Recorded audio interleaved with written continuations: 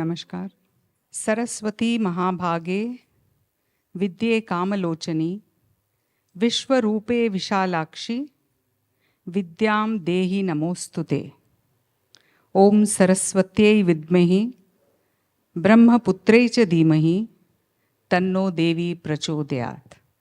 Seeking the blessings and paying obeisance to the goddess of wisdom, I welcome each one of you this morning to the inaugural ceremony of Shakti Kumbh 2024.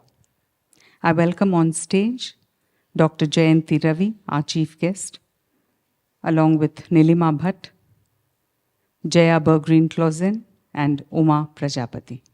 Invoking the blessings of the light to shower upon us and be here through every activity that we undertake, we say, Bodhipa Devi Rupastvam.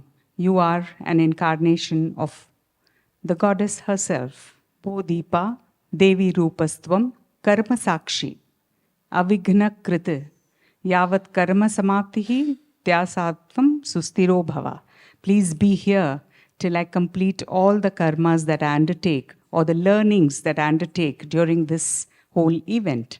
So please be here as witness to all that I receive from all those who are going to be my gurus here and offer it to me. Nilima Bhat, a distinguished professor in gender and conscious leadership and a faculty of excellence with the Tec de Monterrey, Mexico. A leader in the fields of personal mastery, leadership, gender equality and well-being. A Shivananda yoga teacher and practitioner of integral yoga of Sri Aurobindo and the Mother. Nilima is a dancer and a co-author of 2 books, Shakti Leadership and My Cancer is Me. An original thinker and creator, she is the founder of the Global Shakti Fellowship Program for Women, Change Makers, and a co-convener of the Truth and Reconciliation Work from the Inside Out. She's also the initiator of the Shakti Kumbh, for which she has been recognized with the Cultural Change Maker Award by Indica, a very foremost institution that works on Indic philosophy and knowledge. May I welcome Nilima Bhat to address all of us.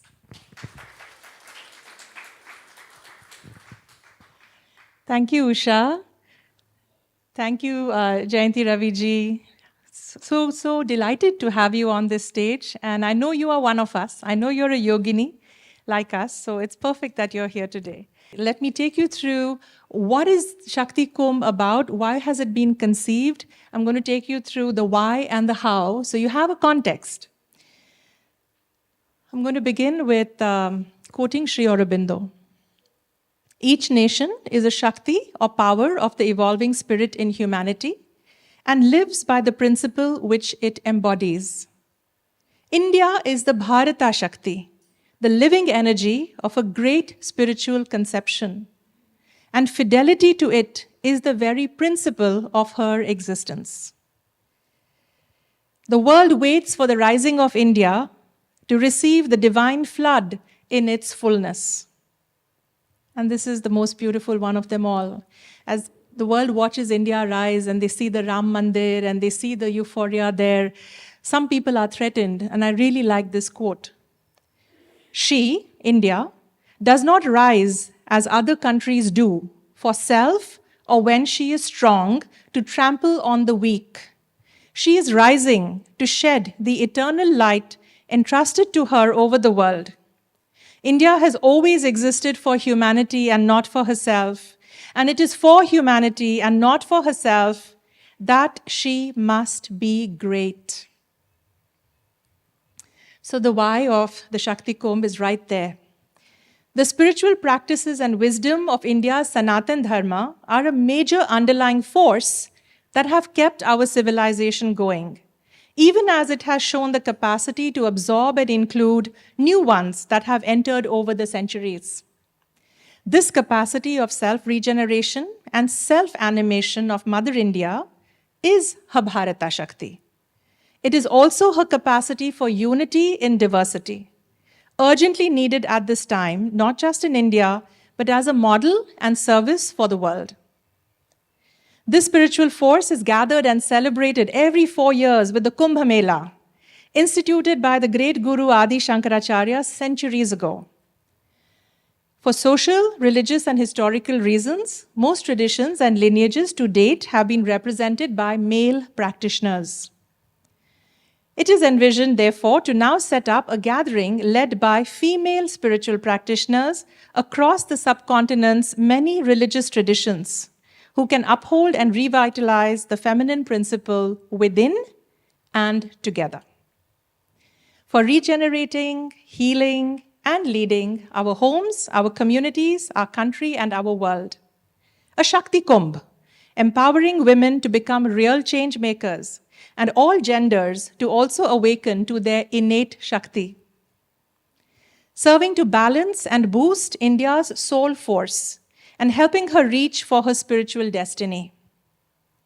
The first ever Shakti Kumbh was held for 21 days from February 12th to March 5th, 2023 at Auroville Ashram and Parmarth Niketan Ashram.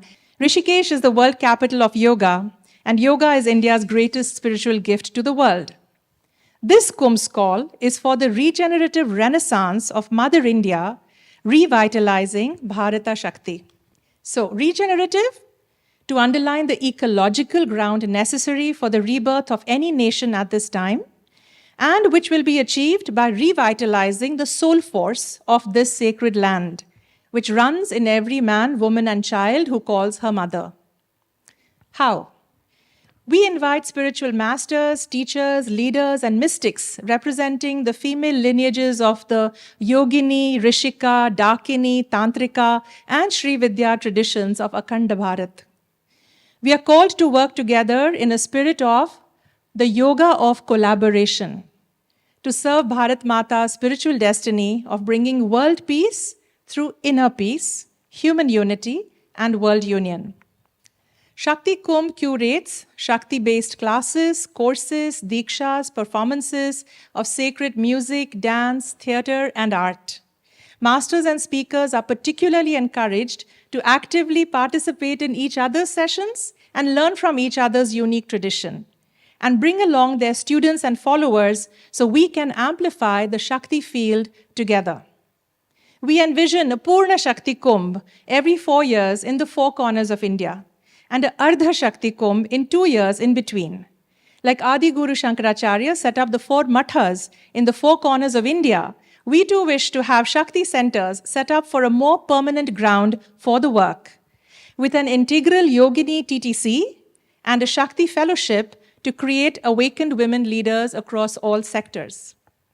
This year, Shakti Kumbh felt divinely guided to be held at this city of tomorrow, Auroville, from February 21st, its creator, the Mother Sri Aurobindo's birthday, to February 29th, the anniversary of the supramental descent, also called the Golden Day, with the inspired theme of Swarna Sankhya, the golden numbers, to celebrate these integral yoga Navaratris by delving deeply into the spiritual significance of numbers 1 to 9 as the building blocks of Shakti's unfoldment in the evolution.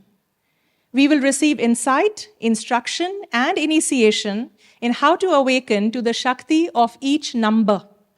In morning tracks in the light of Sri Aurobindo, and in the evening tracks from the wisdom of other Indic knowledge systems. In closing, this is a yoga of collaboration convened by the love, sweat, joy, and tears of sevikas who volunteer and show up despite all kinds of unexpected and truly challenging obstacles. I dedicate this opening to them. The invisible yoginis, daughters of Mother India, past, present, and future, who will help institute Shakti Kumbh for posterity. And to our wonderful speakers and participants, thank you for joining us. We have only just begun.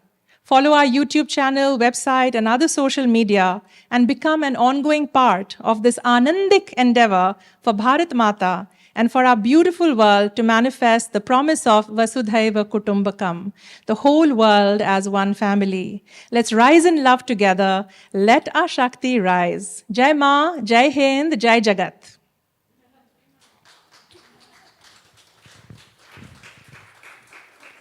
Thank you, Nilima. And we all pray very hard that every dream of not only hers, but all of us together, receive the power to make these dreams come true. Our chief guest this morning is a multifaceted personality, a scientist, a civil servant, performing vocalist, administrator, thinker, and a widely traveled development practitioner.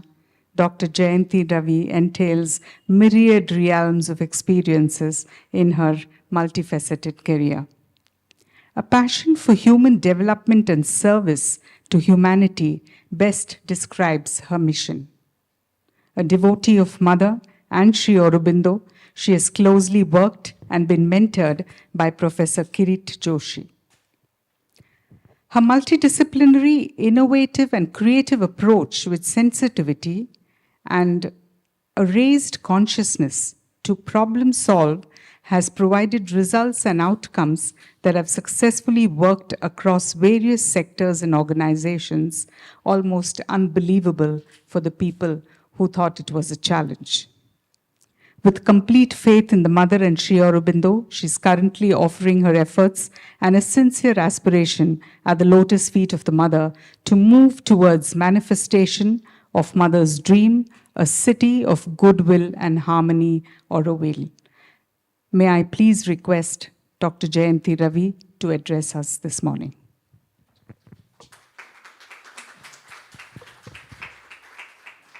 Thank you. Namaste. Good morning. What a beautiful start to this birthday of Mother. We had the pleasure of seeing a beautiful flower decoration sitting there in the Sannidhya of Matra Mandir this morning. I think a lot of you were there as well, meditating. And this is also the 150th birth anniversary of Sri Aurobindo. He needs no introduction. The city is named after him.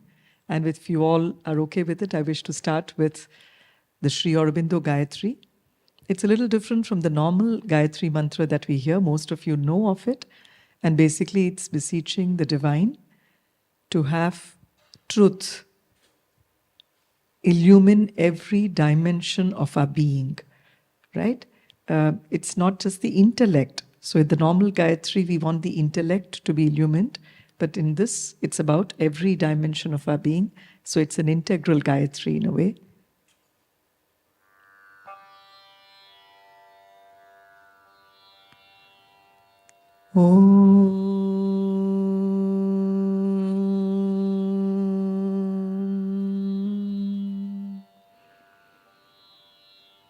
Tatsaviturvaram Rupam Jyotihi Parasya Dhimahi Yanna Satyena Deepayet Satyena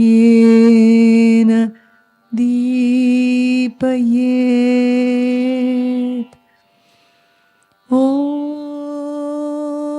Tatsavitur Varam Rupam Jyotihi Parasya Dhimahi Yanna Satyena Deepayet Satyena Deepayet.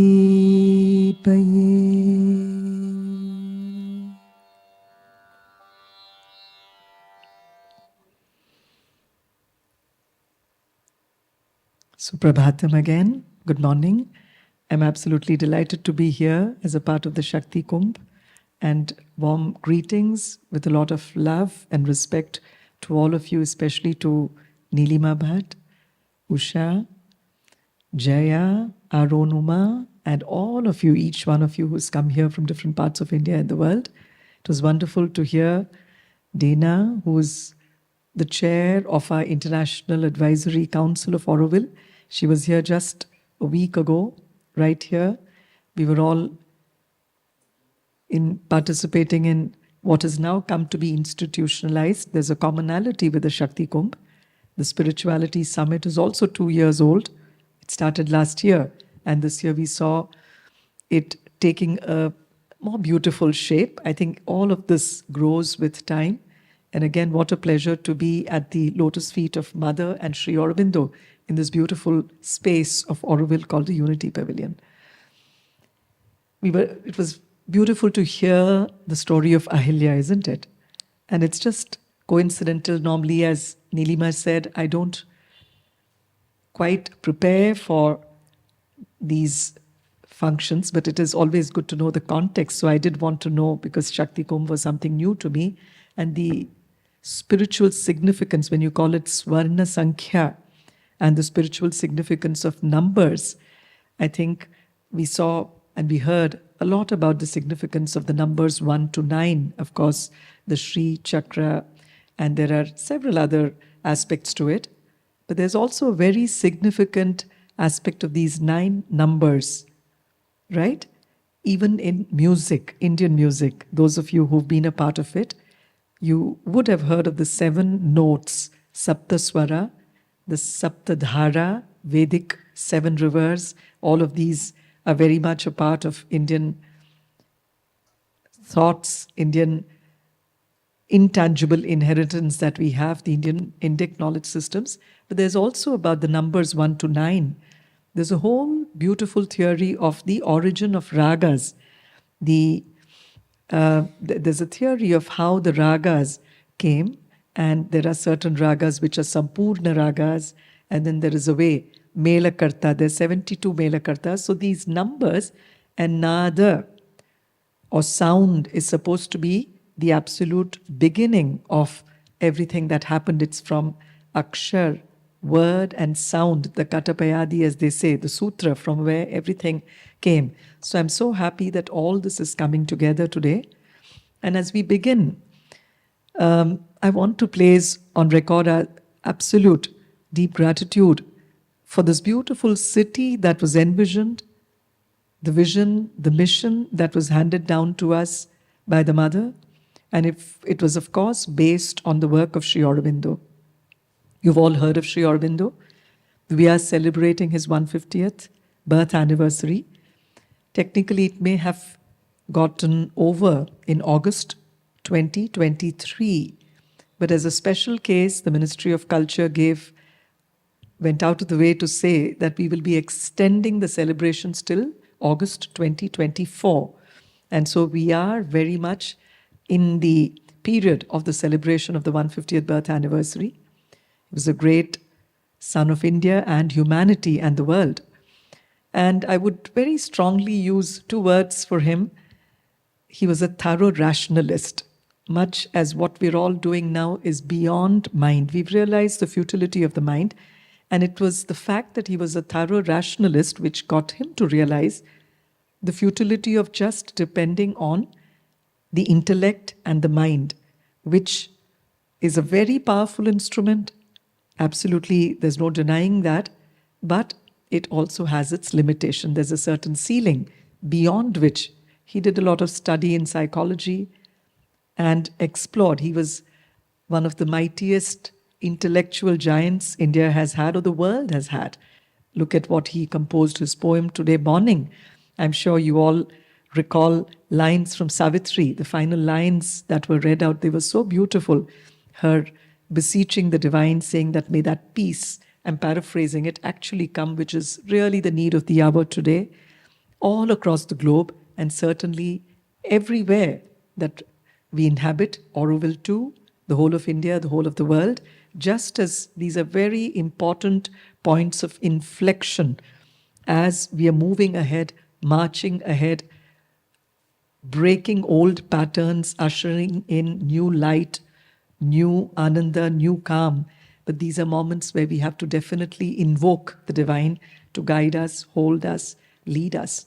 And in that context, he went on to show how the intellect itself is quite helpless beyond a point, although he was a thorough rationalist. And there, that is where he says that when the intellect analyzes anything and we work from the mind, it is always accompanied by something that is a one accompanied by the other. It is accompanied by something that tends to divide. And what is that something? Three-lettered word. Ego. That's also numbers, spirituality, and the significance of numbers. So ego is also something which is a part of the mind, because the mind is about me and the other. It's not able to see the diversity as a manifestation of that intrinsic unity. It doesn't, the mind tends to differentiate.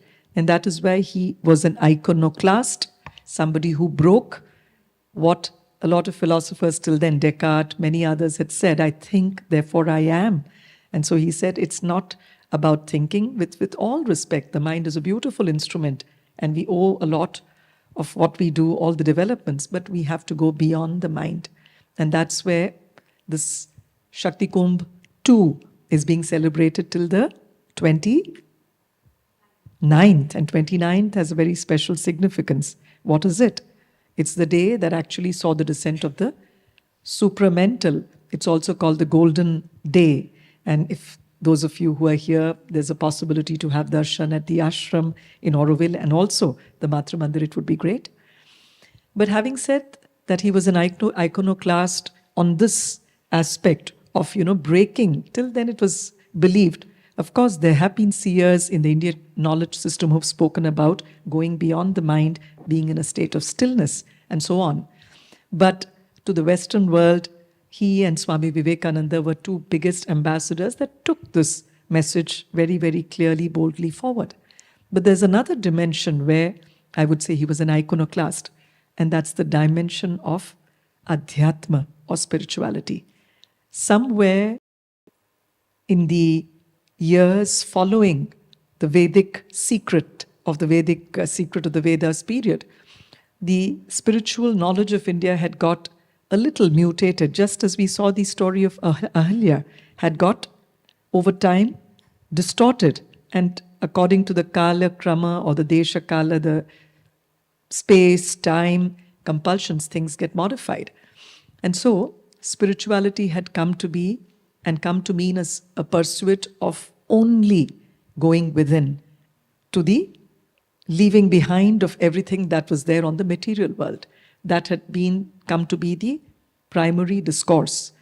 Now, going back to the Vedas and especially Upanishads such as the Isha Upanishad, which is one of the key starting points for what Sri Aurobindo wrote, including the Life Divine. He draws on his book, The Life Divine, originally from Isha Upanishad, where it's a celebration of the fact that the divine permeates, pervades, is existing in everything, within and without. And these two dvandvas, vidya, avidya, and as a child, when I used to read this, it would get me a little foxed because you grew up with that feeling.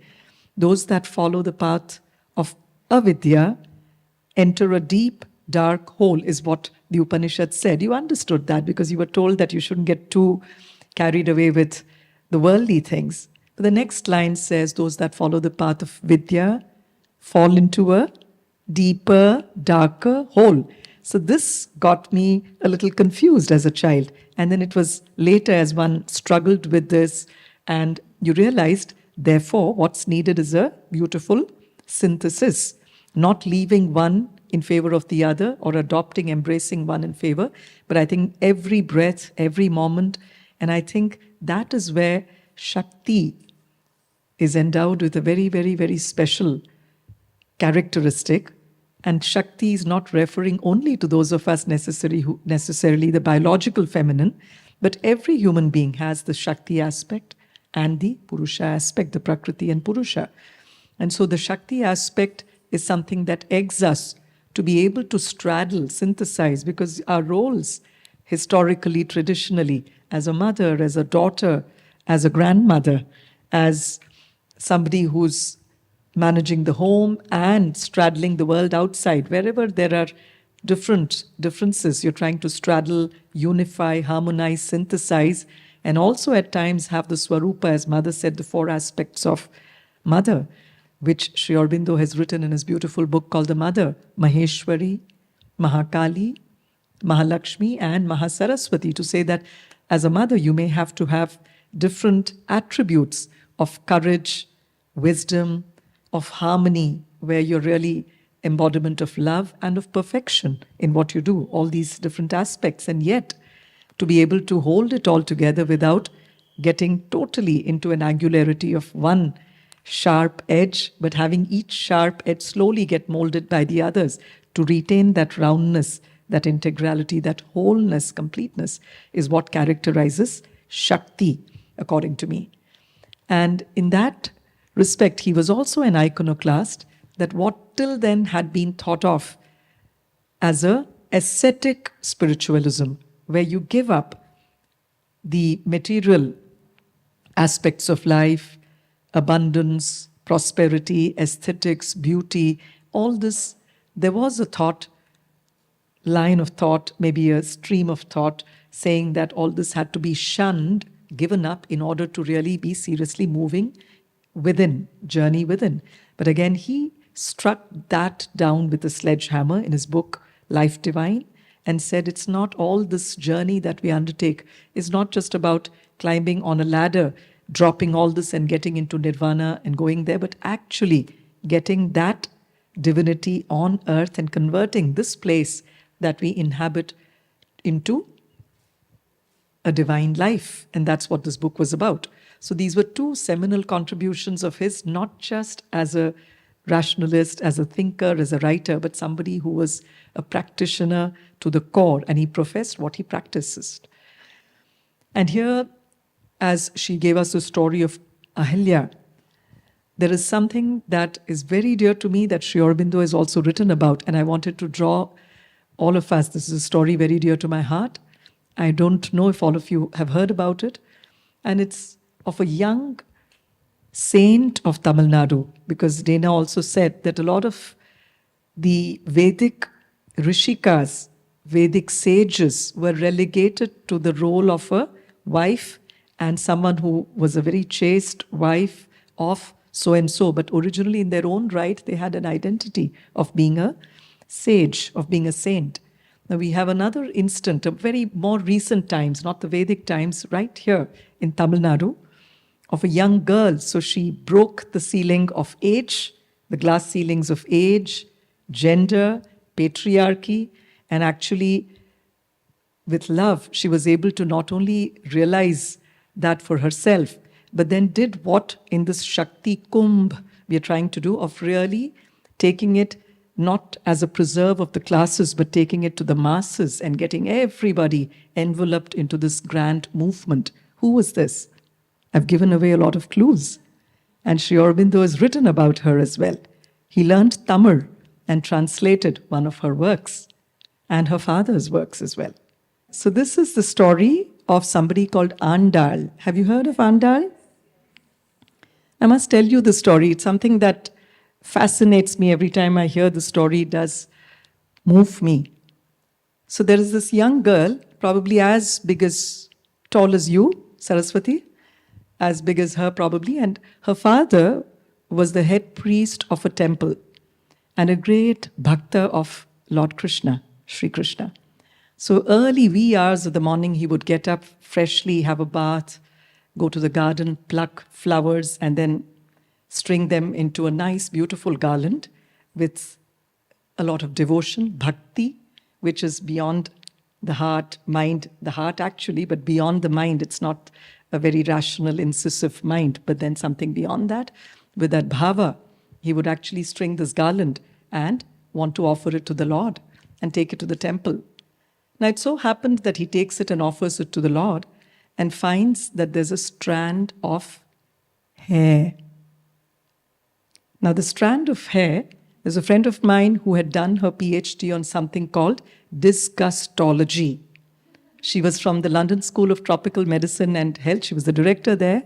And in fact, my book on sanity and sanitation, she'd written the foreword to say that some of these words or some of these ideas evoke disgust across all cultures. So a strand of hair is supposed to be not holy, not pure. That's the general understanding in any culture, be it in India or elsewhere. So she'd done these mapping of words and said how disgust also has a certain, there's a unity in diversity in a way, right? So this was the father who offered this garland, was disgusted, angered, and he goes back, and the same thing happens next day. He takes absolute care to make sure that his hair, or there's nothing that can pollute this garland. And then he sees the next day after he offers the garland to Lord Krishna, his eyes spot that strand of hair, and he's absolutely distraught. The third day he decides, I'm going to get to the bottom of this.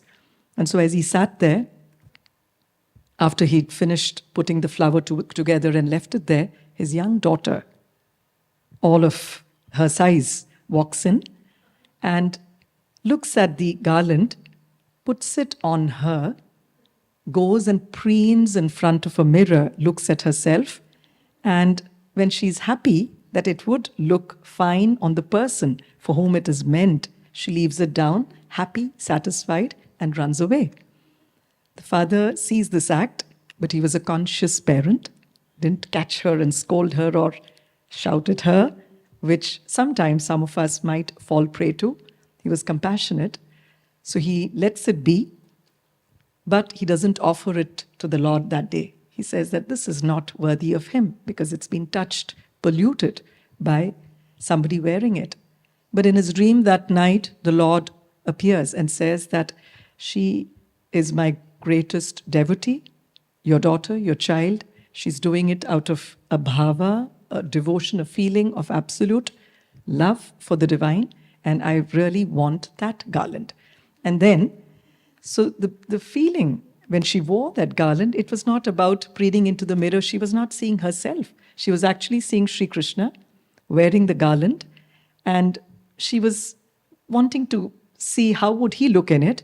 And when she was satisfied, happy, having tasted the delight of that sight of seeing her beloved Krishna wearing the garland, she left it. It was like Shabari in Ramayana, who tastes and offers the fruit to Sri Rama. So then she suddenly, this is a little incident which shows that even something as disgusting, as simple, as lowly as a strand of hair can actually be a hook and pull the divine to us. Isn't that wonderful? So all it requires is our devotion, bhakti. So if you have that intention, if the aspiration is there, it's not about the means. The means are, if that intrinsic seed or thought is what is at the back of it, things work. So she again broke the glass ceilings of gender. She was immediately given a status of sainthood. She didn't stop with that. She decided that this is something that I've got, and wanted to take all the girls, all the children of her neighborhood. Every morning she composed little songs called Tirupavais. And in fact, the third of these songs, again, is something very dear to me. It talks about complete abundance, prosperity. And she talks about the Lord Vamana, who had, 3 steps, and the entire universe, Mahabali was forced to give his entire kingdom. He puts his foot on his head as well. There's a story there. So it starts with that and goes on to say how the entire universe, my entire country, nation, may there be goodness everywhere. And then goes on to details. May there be little fishes that go in paddy fields. Nitrogen fixing, maybe? No? She refers to that. She refers to may the udders of the cows be full of milk. May there be plenty of food for everybody. So the infinite and the infinitesimal, she was able to marry it all and offer it as a series of songs. And these intentions, when there's a collectivity, and that's what the Kumbh is about, recharging the seed of spirituality that we all grow. It's sometimes hidden under a little tree guard because you have to protect it from the rest of the world, which may not be so open to it. But when we all come together, we can shed those tree guards, those inhibitions, and give that space of understanding, warmth, and envelop each other as we seek collectively what we're all individually striving to do.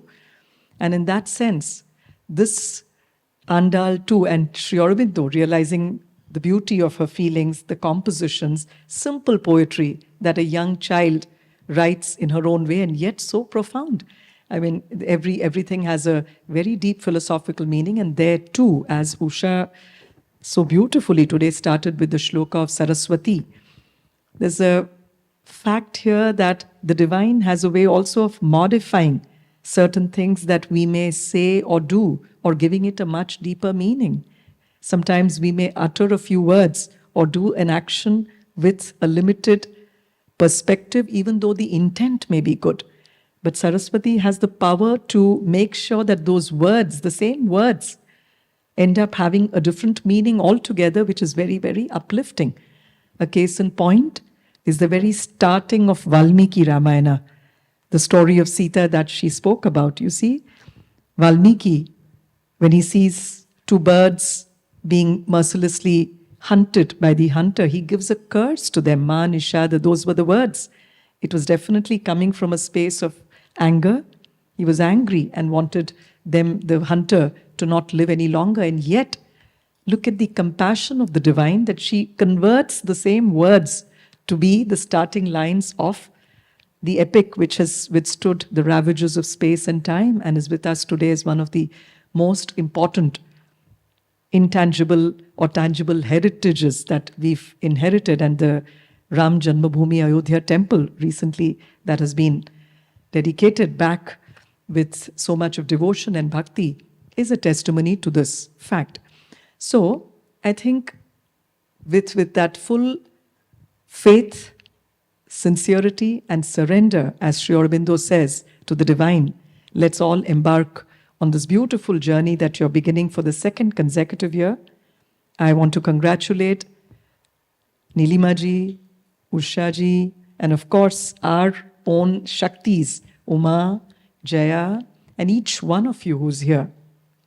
And request that you all not only participate fully in this and enjoy all that Auroville has to offer, but I do hope and pray this Kumbh, which is a collection coming together of Shaktis from all over the world, because in different ways, as she says, with sweat, tears, blood, all the emotions of life.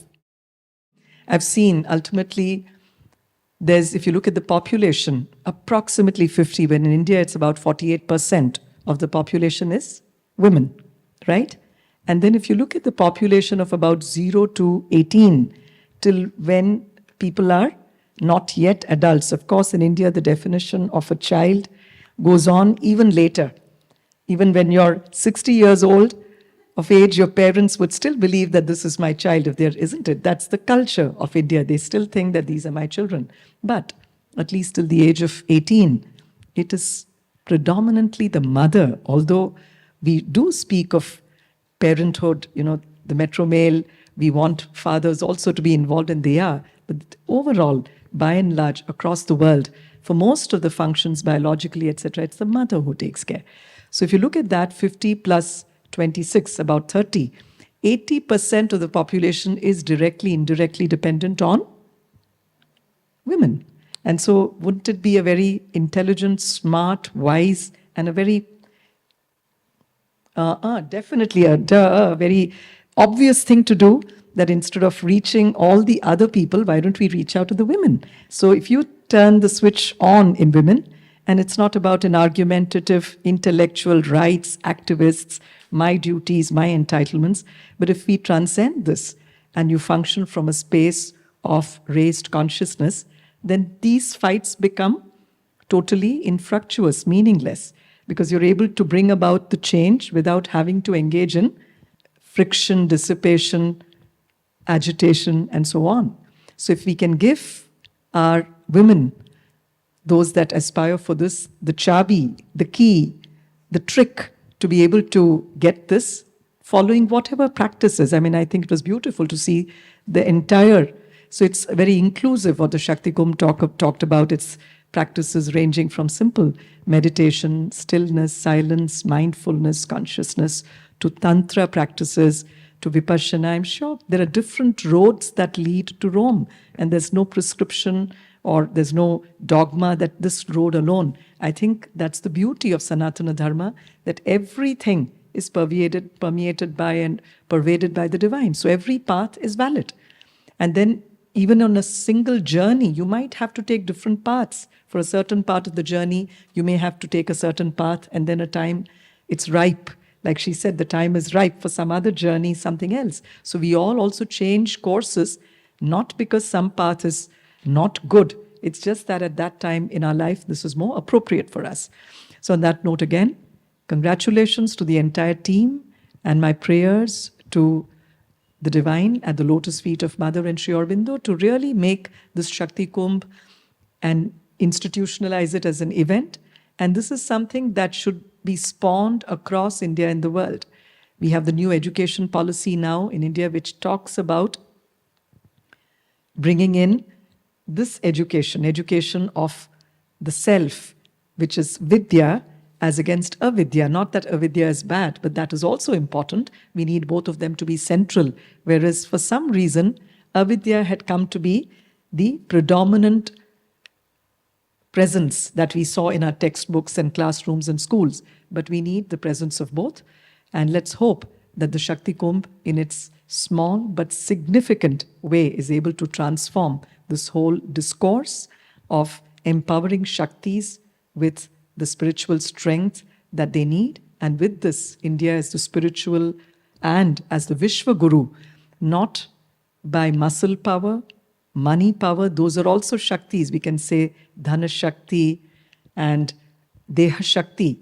But then the true Shakti, like there is a very nice saying in Valmiki Ramayana, they say Kshatriya Balam, Dhik Balam, Kshatriya Balam, to say that the Deha Shakti, the bodily strength, is good. But Brahma Tejo Balam Balam, Brahma Tejas is the inner light, the Brahman, the Parabrahma. If we can get that, invoke that, that can win everything, and that is needed for everybody, irrespective of what profession they are into, what age group they are into, caste, creed, nationality, religion. All of us need it. So I'm very glad that that is being disseminated, spread through this. Wish you all a very fruitful Shakti Kumbh, and let's hope that this transforms into more institutionalization as well, courses, seminars, workshops, and in our own way, Auroville will be very happy to offer whatever you'd like. We are in the process of setting up a digital university with IIT Madras. So we have the launch of that on 27th at Delhi, the IIT platform. So there are courses too, because sometimes to reach the masses, you need these vehicles of courses which become a starting point. And then if people want a deeper immersion, you can have a more hands-on experiential immersion. So all these things are possible. So I want to again congratulate Nilima ji, Usha ji, all of you for being here. Thank you very much. Namaste, Vanakkam, and Bon Fête. Thank you, ma'am, for this very often used word is enlightening, but I think it was truly melodic today. Thank you so much for the rendition. Adi Shankara said in one of his wonderful short compositions, Shariram surupam tathava kalatram, yashascharu chittam dhanam meru tulyam. Manaschinna lagnam guru rangri padme tatah kim tatah kim tatah kim tatah kim.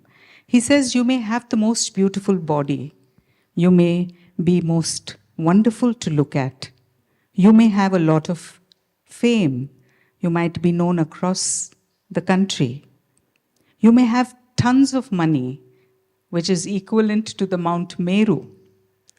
But if your mind is not centered at the lotus feet of your Guru, tatah kim, tatah kim, tatah kim, tatah kim. What is the use of all these things that you may have if you do not have regard, and the blessings of your Guru. And if you don't bow at their lotus feet, all this is of no use. So, with this wonderful prayer of Adi Shankaracharya, we bow ourselves to the divine presence of Mother and Sri Aurobindo this morning on this wonderful, special, and very, very auspicious day of of Mother's birthday. I welcome each one of you once again to join us in the Shakti Kumbh journey. This is the second year, and we hope that it will go very, very far. One of our dreams, as we mentioned here about the Kumbh Mela, which is actually about a congregation, spiritual congregation, where doctrines are discussed and people just all come together. In fact, the one line that I had coined when I worked on Kumbh Mela was that they all come there without an invitation. So there is no invitation to Kumbh Mela. They would just come.